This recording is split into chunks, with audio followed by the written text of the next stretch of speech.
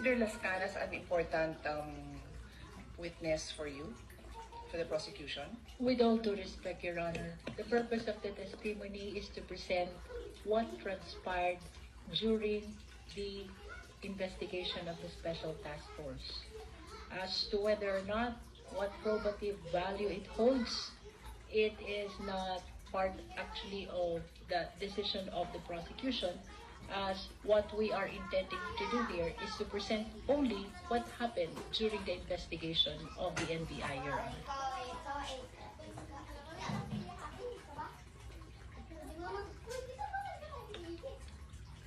Mr. Presiding Officer, the rules of evidence are very clear.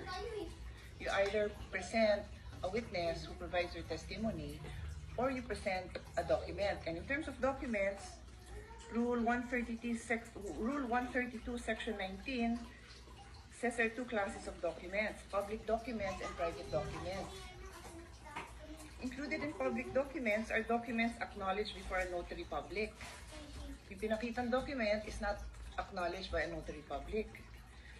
Pwede naman din ang private documents, that's the other class. If it can be shown and authenticated in any of the following manner.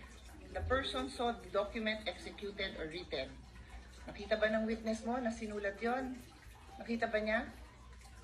Your Honor, we can... No, please answer my question. No, Your Honor. Oh, the next manner of authenticating by evidence of the genuineness of the signature or handwriting of the maker. The defense said ni walang original signature doon. Do you disagree with that? We don't, Your Honor. Okay, and the third, by other evidence showing its due execution or authenticity, did you provide?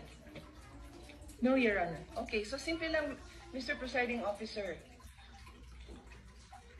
They're trying to prove something by showing a document that any law student, even yung mga kababayan natin na nakikinig na ngayon na ang dami ng alam sa procedure, will tell you na hindi acceptable yon.